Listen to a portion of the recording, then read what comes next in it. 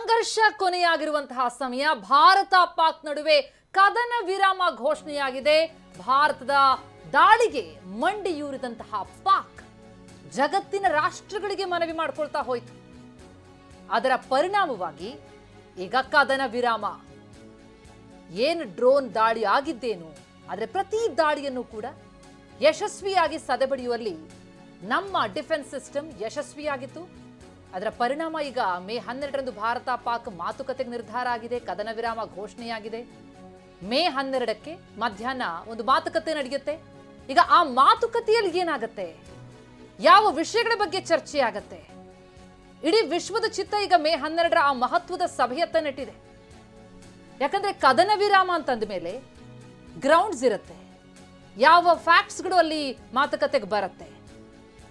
ಕದನ ವಿರಾಮಕ್ಕೇನು ಪಾಕಿಸ್ತಾನ ಮಂಡಿಯೂರಿದೆ ಅಂತಂದ್ರೆ ಯಾವ ವಿಚಾರಗಳ ಮೇಲೆ ಭಾರತ ಕೂಡ ಒಪ್ಕೊಳ್ತು, ಈ ವಿಷಯಕ್ಕೆ ಸಂಬಂಧಪಟ್ಟಂತೆ ಏನ್ ಚರ್ಚೆ ಆಗತ್ತೆ ಅನ್ನೋದು ಸದ್ಯಕ್ಕೆ ಕುತೂಹಲ ಮೂಡಿಸ್ತಾ ಇದೆ.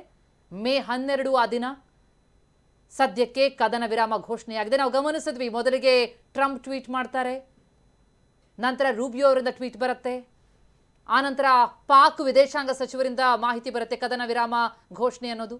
ನಂತರ ಭಾರತದಿಂದಲೂ ಕೂಡ ಅಧಿಕೃತವಾಗಿ ಖಚಿತಪಡಿಸುತ್ತೆ ಭಾರತ, ಎಸ್ ಕದನ ವಿರಾಮ ಘೋಷಣೆ ಮಾಡ್ತಾ ಇದೀವಿ ಅಂತ. ಈಗ ಮೇ 12 ಕ್ರೂಷಿಯಲ್ ಡೇ.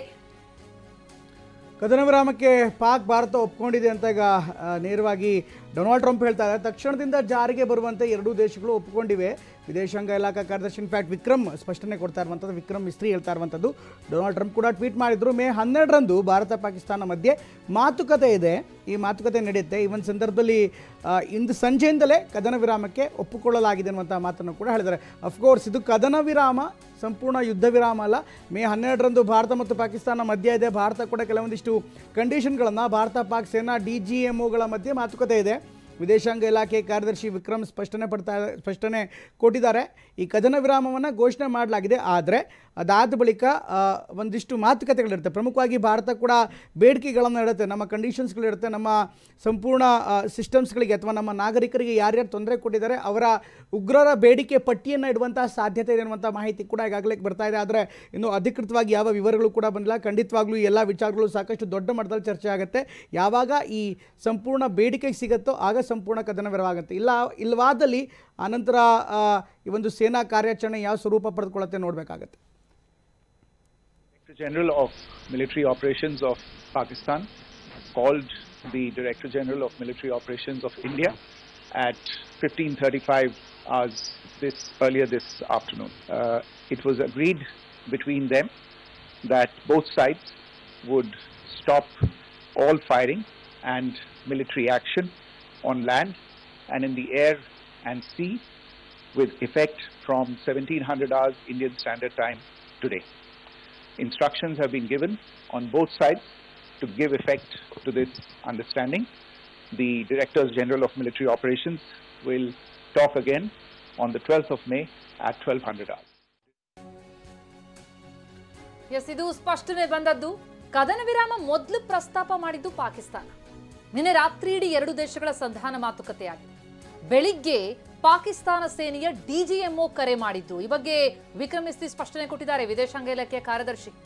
ಕದನ ವಿರಾಮಕ್ಕೆ ಭಾರತಕ್ಕೆ ಪಾಕ್ ಮನವಿಯನ್ನ ಮಾಡಿಕೊಳ್ತು. ಭಾರತೀಯ ಸೇನೆಯ DGMOಗೆ ಬೆಳಿಗ್ಗೆ 5:30ಕ್ಕೆ ಕರೆ ಬಂದಿದೆ, ಮನವಿ ಮಾಡಿಕೊಳ್ತು ಪಾಕಿಸ್ತಾನ ಸೇನೆಯ DGMO ನಮ್ಮ DGMOಗೆ ಬೆಳಿಗ್ಗೆ 5:30ಕ್ಕೆ ಕರೆ ಮಾಡಿದ್ದಾರೆ.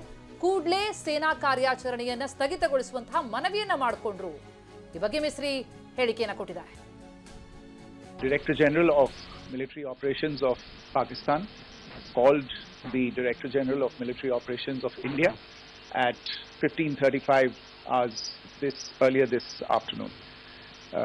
It was agreed between them that both sides would stop all firing and military action on land and in the air and sea with effect from 1700 hours Indian Standard Time today. Instructions have been given on both sides to give effect to this understanding. The Directors General of Military Operations will talk again on the 12th of May at 1200 hours. Thank you. S, ಇದು ಮಿಸ್ರಿ ಸ್ಪಷ್ಟನೆ. ಭಾರತ ಪಾಕಿಸ್ತಾನ ನಡುವೆ ಕದನ ವಿರಾಮ ಆಗಿದೆ. ಇದೆಲ್ಲವೂ ಕೂಡ ಆರಂಭದಲ್ಲಿ ಮೊದಲಿಗೆ ಈ ಮಾಹಿತಿ ಬೆಳಕಿಗೆ ಬಂದಿದ್ದು ಅಮೆರಿಕ ಅಧ್ಯಕ್ಷ ಡೊನಾಲ್ಡ್ ಟ್ರಂಪ್ ಅವರ ಟ್ವೀಟ್ ಮೂಲಕ. ಕದನ ವಿರಾಮಕ್ಕೆ ಎರಡೂ ದೇಶಗಳು ಕೂಡ ಒಪ್ಕೊಂಡಿವೆ. ಭಾರತ ಪಾಕ್ಗೆ ಅಭಿನಂದನೆಯನ್ನ ಸಲ್ಲಿಸ್ತಾ ಇದೀವಿ. ಸಾಮಾನ್ಯ ಜ್ಞಾನ, ಬುದ್ಧಿವಂತಿಕೆಯನ್ನು ಎರಡೂ ದೇಶಗಳು ಕೂಡ ಪ್ರದರ್ಶಿಸಿವೆ. ಎರಡೂ ದೇಶಗಳು ಬುದ್ಧಿವಂತಿಕೆಯನ್ನು ಪ್ರದರ್ಶಿಸಿವೆ ಅಂತ ಟ್ವೀಟ್ ಮೂಲಕ ಟ್ರಂಪ್ ಶ್ಲಾಘಿಸಿದ್ರು. ಎರಡೂ ದೇಶಗಳು ಕೂಡ ಕದನ ವಿರಾಮಕ್ಕೆ ಒಪ್ಕೊಂಡಿವೆ ಅನ್ನೋ ವಿಚಾರವನ್ನ ಮೊದಲಿಗೆ ಟ್ರಂಪ್ ಟ್ವೀಟ್ ಮೂಲಕ ತಿಳಿಪಡಿಸಿದರು. ಅಮೆರಿಕದ ಮಧ್ಯಸ್ಥಿಕೆಯಲ್ಲಿ ರಾತ್ರಿಯಿಡೀ ನಡೆದ ದೀರ್ಘ ಮಾತುಕತೆಯ ನಂತರ ಭಾರತ ಮತ್ತು ಪಾಕಿಸ್ತಾನಗಳು ಸಂಪೂರ್ಣ ಮತ್ತು ತಕ್ಷಣದ ಕದನ ವಿರಾಮದ ಒಪ್ಪಂದಕ್ಕೆ ಸಮ್ಮತಿಸಿವೆ. ಹೀಗೆಂದು ಘೋಷಿಸಲು ನನಗೆ ಸಂತೋಷವಾಗಿದೆ. ಎರಡೂ ರಾಷ್ಟ್ರಗಳು ಸಾಮಾನ್ಯ ಜ್ಞಾನ ಮತ್ತು ಉತ್ತಮ ಬುದ್ಧಿಮತ್ತೆಯನ್ನು ಬಳಸಿದ್ದಕ್ಕಾಗಿ ಎರಡೂ ದೇಶಗಳಿಗೆ ಅಭಿನಂದನೆ. ಎಸ್, ಇದು ಟ್ರಂಪ್ ಟ್ವೀಟ್. ಭಾರತ ಪಾಕ್ ಕದನ ವಿರಾಮಕ್ಕೆ ಒಪ್ಪಿಕೊಂಡಿದೆ. ಟ್ರಂಪ್ ಟ್ವೀಟ್ ಆಗ್ತಾ ಇದ್ದಂತೆ ರೂಬಿಯೋ ಅವರ ಟ್ವೀಟ್ ಬಂತು. ಅಮೆರಿಕ ವಿದೇಶಾಂಗ ಕಾರ್ಯದರ್ಶಿ ಅವರು ಸ್ಪಷ್ಟಪಡಿಸ್ತಾರೆ, ಅಸೀಂ ಮುನೀರ್ ಜೊತೆ ನಾನು ಮಾತನಾಡಿದ್ದೇನೆ, ಅಜಿತ್ ದೋವಲ್ ಜೊತೆ ಕೂಡ ಮಾತನಾಡಿದ್ದೀವಿ, ಇಬ್ರು ಒಪ್ಪಿಕೊಂಡಿದ್ದಾರೆ. ಭಾರತ ಪಾಕ್ ಕದನ ವಿರಾಮ ಅಂತ ರೂಬಿಯೋ ಕೂಡ ಸ್ಪಷ್ಟಪಡಿಸಿದ್ರು ಟ್ವೀಟ್ ಮೂಲಕ. ಅವರ ಟ್ವೀಟ್ ಗಮನಿಸ್ತಾ ಇದ್ದೀವಿ. ಕಳೆದ 48 ಗಂಟೆಗಳಿಂದಲೂ ಕೂಡ ಇದರ ಬಗ್ಗೆ ಮಾತುಕತೆಗಳಾದವು.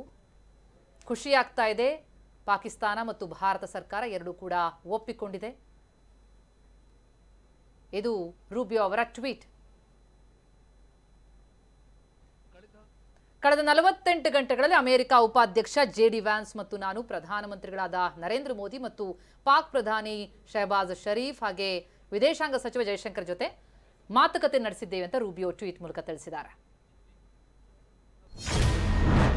ಕಳೆದ 48 ಗಂಟೆಗಳಲ್ಲಿ ಅಮೆರಿಕ ಉಪಾಧ್ಯಕ್ಷ JD ವ್ಯಾನ್ಸ್ ಮತ್ತು ನಾನು ಪ್ರಧಾನಮಂತ್ರಿಗಳಾದ ನರೇಂದ್ರ ಮೋದಿ ಮತ್ತು ಪಾಕ್ ಪ್ರಧಾನಿ ಶಹಬಾಜ್ ಶರೀಫ್, ವಿದೇಶಾಂಗ ಸಚಿವ ಜೈಶಂಕರ್, ಪಾಕಿಸ್ತಾನ ಸೇನಾ ಮುಖ್ಯಸ್ಥ ಆಸಿಮ್ ಮುನೀರ್ ಮತ್ತು ಭಾರತದ ರಾಷ್ಟ್ರೀಯ ಭದ್ರತಾ ಸಲಹೆಗಾರರಾದ ಅಜಿತ್ ದೋವಲ್ ಮತ್ತು ಪಾಕಿಸ್ತಾನದ ರಾಷ್ಟ್ರೀಯ ಭದ್ರತಾ ಸಲಹೆಗಾರ ಅಸೀಂ ಮಲಿಕ್ ಸೇರಿದಂತೆ ಹಿರಿಯ ಭಾರತೀಯ ಮತ್ತು ಪಾಕಿಸ್ತಾನದ ಅಧಿಕಾರಿಗಳ ಜೊತೆಗೆ ಮಾತುಕತೆ ನಡೆಸಿದ್ದೇವೆ.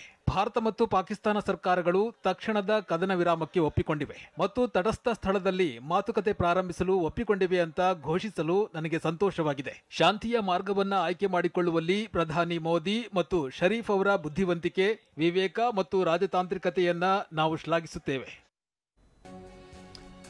ಇದು ರೂಬಿಯೋ ಹೇಳ್ತಾ ಇರುವಂಥ ಮಾತು. ಕೊನೆಗೂ ಕದನ ವಿರಾಮ ಘೋಷಣೆ ಮಾಡಿದ ಪಾಕ್, ಈತ ಭಾರತದಲ್ಲಿ ಪತ್ರಿಕಾಗೋಷ್ಠಿ ಆಗ್ತಾ ಇದ್ದಂತೆ ಪಾಕಿಸ್ತಾನ ಕೂಡ ಮಾತನಾಡಿದೆ. ಕದನ ವಿರಾಮಕ್ಕೆ ಪಾಕಿಸ್ತಾನ ಸಿದ್ಧವಿದೆ ಅನ್ನುವಂಥ ಹೇಳಿಕೆ ಬರ್ತಾ ಇದೆ.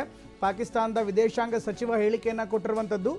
ಕದನ ವಿರಾಮಕ್ಕೆ ನಾವು ಸಿದ್ಧ ಇದ್ದೀವಿ ಅನ್ನುವಂಥ ಮಾತನ್ನು ಇಶಾಕ್ ದಾರ್, ವಿದೇಶಾಂಗ ಸಚಿವ ಇಶಾಕ್ ದಾರ್ ಹೇಳಿರುವಂಥದ್ದು. ಭಾರತದಲ್ಲಿ ಈಗಾಗಲೇ ಕಾರ್ಯದರ್ಶಿ ಪತ್ರಿಕಾಗೋಷ್ಠಿ ಮಾಡಿದ್ದಾರೆ. ತಕ್ಷಣ ಕದನ ವಿರಾಮಕ್ಕೆ ನಾವು ಸಿದ್ಧರಿದ್ದೇವೆ ಅನ್ನುವಂಥ ಮಾತನ್ನು ಈಗ ಇಶಾಕ್ ದಾರ್, ಪಾಕಿಸ್ತಾನದ ವಿದೇಶಾಂಗ ಸಚಿವರು ಮಾತನಾಡಿದ್ದಾರೆ. Pakistan and India have agreed to a ceasefire with immediate effect. Pakistan has always strived for peace and security in the region without compromising on its sovereignty and territorial integrity. ಈ ಮಾತನ್ನು ಪಾಕಿಸ್ತಾನದ ವಿದೇಶಾಂಗ ಸಚಿವ ಇಶಾಕ್ ದಾರ್ ಅಂತ ಅವರು ಹೇಳ್ತಾ ಇರುವಂಥದ್ದು. ಆದರೆ ಈಗ ಪತ್ರಿಕಾಗೋಷ್ಠಿಯಲ್ಲಿ ವಿಕ್ರಮ್ ಮಿಸ್ರಿ ಹೇಳ್ತಾ ಇರುವಂಥ ಮಾತಿನ ಪ್ರಕಾರ ಪಾಕಿಸ್ತಾನದ DGMO ಅಂದರೆ ಡೈರೆಕ್ಟರ್ ಆಫ್ ಮಿಲಿಟರಿ ಆಪರೇಷನ್ಸ್ ಅವರು ಭಾರತದ DGMOಗೆ ಕರೆ ಮಾಡಿ ಸೀಸ್ ಫೈರ್ ಬಗ್ಗೆ ಅಥವಾ ಕದನ ವಿರಾಮದ ಬಗ್ಗೆ ಪ್ರಸ್ತಾಪನೆ ಮಾಡಿದ್ರು, ಮೊದಲ ಬಾರಿಗೆ ಪ್ರಸ್ತಾವವನ್ನು ಇಟ್ಟಿದ್ರು ಅನ್ನುವಂಥ ಮಾಹಿತಿ ಕೂಡ ಕೊಡ್ತಾ ಇದ್ದಾರೆ. ಇದರ ನಡುವೆ ಭಾರತದ ವಿದೇಶಾಂಗ ಇಲಾಖೆಯ ಪತ್ರಿಕಾಗೋಷ್ಠಿ ಆದ ಬಳಿಕ ಈಗ ಪಾಕಿಸ್ತಾನದ ವಿದೇಶಾಂಗ ಸಚಿವರು ಕೂಡ ಮಾತನಾಡ್ತಿದ್ದಾರೆ. ಪಾಕಿಸ್ತಾನದ ವಿದೇಶಾಂಗ ಸಚಿವ ಇಶ್ಕ್ ದರ್ ಏನಿದ್ದಾರೆ ಅವರು ಕೂಡ ಈಗ ಟ್ವೀಟ್ ಮಾಡುವ ಮೂಲಕ ಕದನ ವಿರಾಮಕ್ಕೆ ನಾವು ರೆಡಿ ಇದ್ದೀವಿ ಅನ್ನುವಂಥ ಮಾತನ್ನು ಹೇಳ್ತಾರೆ. ಇನ್ನು ಸೇನಾಪಡೆ ಕಾರ್ಯಾಚರಣೆ ಸ್ಥಗಿತಗೊಂಡಿದೆ. ಭಾರತ ಮತ್ತು ಪಾಕಿಸ್ತಾನ ನಡುವೆ ಕದನ ವಿರಾಮ ಇದೆ ಅನ್ನುವಂಥ ಮಾತನ್ನು ಭಾರತ ಕೂಡ ಈಗ ಹೇಳ್ತಾ ಇದೆ. ವಿದೇಶಾಂಗ ವ್ಯವಹಾರಗಳ ಸಚಿವ ಜೈಶಂಕರ್ ಮಾಹಿತಿಯನ್ನು ಕೊಟ್ಟಿದ್ದಾರೆ. ಅವರು ಕೂಡ ಟ್ವೀಟ್ ಮಾಡಿದ್ದಾರೆ. ಅವರು ಈ ಕ್ಷಣದಿಂದ ಸೇನಾ ಕಾರ್ಯಾಚರಣೆ ಸದ್ಯಕ್ಕೆ ಸ್ಥಗಿತಗೊಳಿಸಲಾಗಿದೆ ಅನ್ನುವಂಥ ಮಾತನ್ನು ಹೇಳ್ತಿದ್ದಾರೆ. ಉಗ್ರರ ವಿರುದ್ಧ ಭಾರತದ ಹೋರಾಟ ಮುಂದುವರಿಯುತ್ತೆ, ಸೇನಾಪಡೆ ಕಾರ್ಯಾಚರಣೆ ಸದ್ಯಕ್ಕೆ ಸ್ಥಗಿತಗೊಂಡಿದೆ ಅನ್ನುವಂಥ ಮಾಹಿತಿಯನ್ನು ಟ್ವೀಟ್ ಮೂಲಕ ಜೈಶಂಕರ್ ನೀಡಿದ್ದಾರೆ. ಎಸ್, ಇದು ಒಂದಾದ ಮೇಲೊಂದು ಕದನ ವಿರಾಮದ ಕುರಿತು ಅಧಿಕೃತವಾಗಿ ಬಂದಂತಹ ಮಾಹಿತಿ. ನಾವು ಜೈಶಂಕರ್ ಅವರ ಟ್ವೀಟ್ ಕೂಡ ಗಮನಿಸ್ತಾ ಇದ್ದೀವಿ.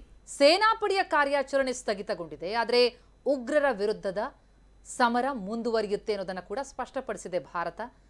ವಿದೇಶಾಂಗ ವ್ಯವಹಾರಗಳ ಸಚಿವ ಜೈಶಂಕರ್ ಅವರ ಟ್ವೀಟ್ ಕೂಡ ಗಮನಿಸ್ತಾ ಇದ್ದೀವಿ. ಎರಡೂ ದೇಶಗಳು ಕೂಡ ಕದನ ವಿರಾಮಕ್ಕೆ ಒಪ್ಪಿಗೆಯನ್ನು ಸೂಚಿಸಿವೆ. ಹಾಗಂತ ಉಗ್ರರ ವಿರುದ್ಧ ಭಾರತದ ಸಮರ ನಿರಂತರವಾಗಿರುತ್ತೆ ಎನ್ನುವ ಸ್ಪಷ್ಟನೆಯನ್ನ ಕೊಟ್ಟಿದ್ದಾರೆ. ಈ ಸೇನಾಪಡೆಯ ಕಾರ್ಯಾಚರಣೆ ಏನಿತ್ತು ಆ ಕಾರ್ಯಾಚರಣೆ ಸದ್ಯಕ್ಕೆ ಸ್ಥಗಿತಗೊಂಡಿದೆ. ಈ ಮಾಹಿತಿಯನ್ನ ಡಾಕ್ಟರ್ ಜಯಶಂಕರ್ ನೀಡಿದ್ದಾರೆ.